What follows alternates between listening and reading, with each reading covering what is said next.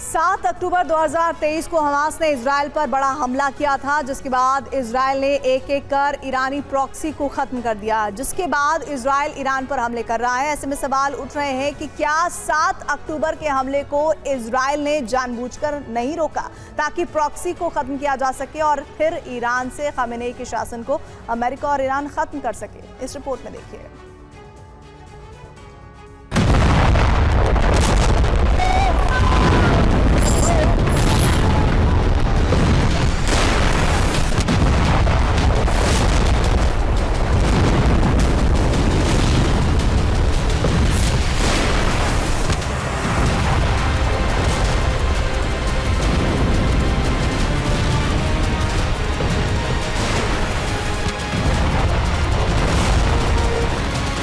क्या 7 अक्टूबर का हमला इजराइल ने जानबूझकर होने दिया?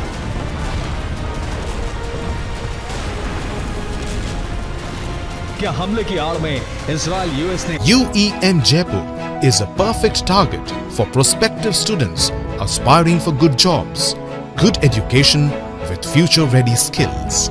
ईरानी प्रॉक्सी का दहन किया? क्या प्रॉक्सी के बाद ईरान के अंत की तैयारी शुरू हो चुकी है?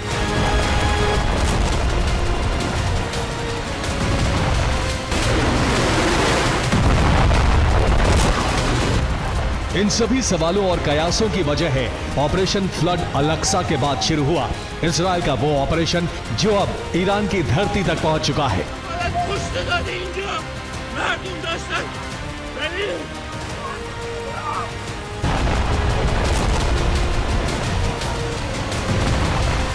इजरायली लीडरशिप ये साफ कर चुकी है कि ऑपरेशन राइजिंग लायन महज एक शुरुआत है। ईरान के साथ शुरू हुआ यह युद्ध लंबा चलने वाला है।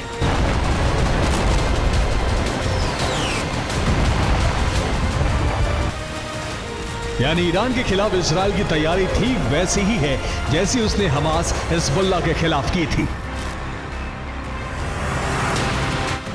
7 अक्टूबर 2023 के हमले के बाद से इजराइल हमास और हिजबुल्लाह की बड़ी लीडरशिप को खत्म कर चुका है।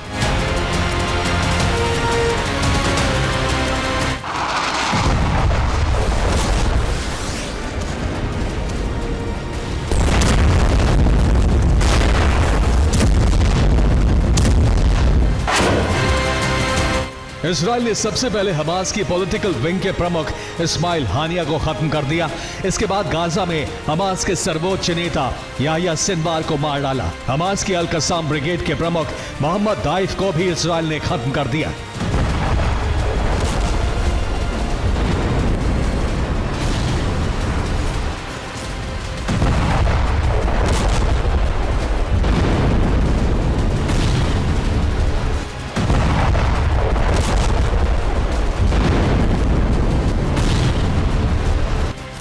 हमास की टॉप लीडरशिप को खत्म करके इजराइल ने गाजा में लड़ रहे लड़ाकों को शक्ति विहीन कर दिया।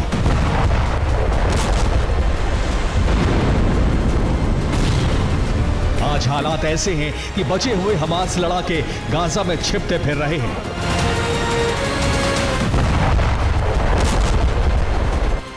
इजराइल ने हमास के बाद ईरान की सबसे बड़ी प्रॉक्सी हिजबुल्लाह को टारगेट किया। एक के बाद एक लेबनान में बमबारी कर हिजबुल्लाह के ठिकानों को तबाह कर दिया।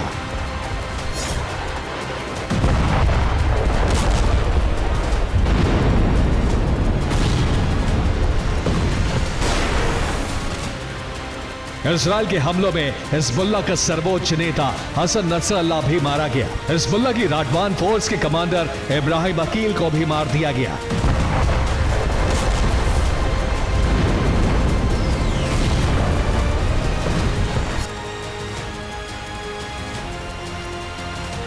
हिजबुल्लाह के बाद इजराइल ने अमेरिका की मदद से सीरिया में लड़ रही ईरानी रेजिस्टेंस फोर्स को भी खत्म कर दिया। सीरिया में तख्ता पलट के बाद आज सीरिया में मौजूद नेतृत्व अमेरिका के साथ खड़ा है।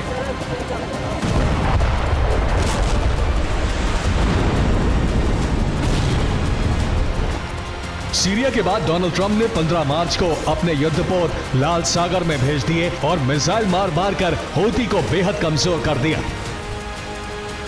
दरअसल ईरान के प्रॉक्सी संगठनों को उसकी सबसे बड़ी ताकत माना जाता था। जिसके होते इजराइल ईरान पर हमले की हिम्मत शायद ही कभी करता। अमेरिका के सबसे अमीर कारोबारी इलॉन मस्क की भी ईरान इजराइल युद्ध में एंट्री हो चुकी है। मस्क ने ईरान सरकार का तख्ता पलट करने के लिए सैटेलाइट का बंदोबस्त कर दिया है। क्या है पूरा मामला, इस रिपोर्ट के जरिए समझिए।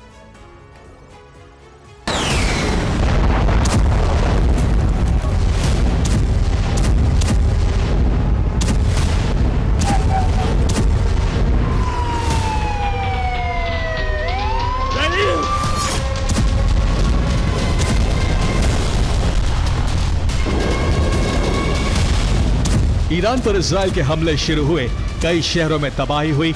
उसके बाद ईरान ने इजराइल पर पलटवार किए और महासंग्राम की शुरुआत हो गई।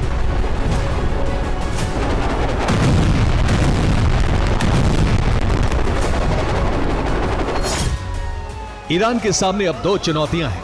पहली है इजराइल और उसके सहयोगी देशों से निपटना, और दूसरी है ईरान के अंदर विद्रोही गुटों और अलगाववादियों को सिर उठाने से रोकना।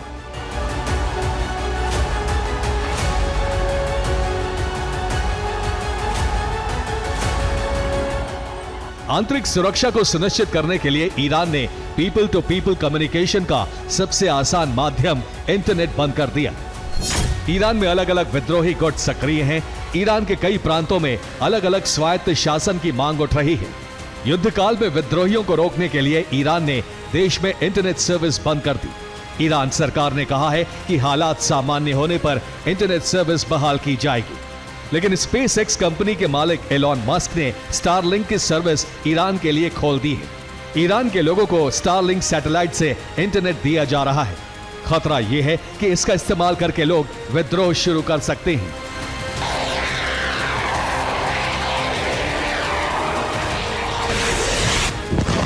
युद्ध काल में ईरान सरकार को इसका अंदेशा है, इसलिए इंटरनेट बंद किया गया था। लेकिन ईरान के अंदरूनी हालात समझने वाले मानते हैं कि युद्ध के वक्त में ईरानी जनता विद्रोह नहीं करेगी।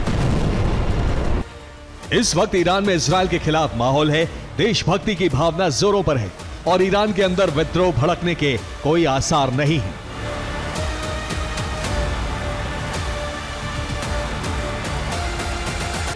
Bureau report, TV9 Bharatvarsh.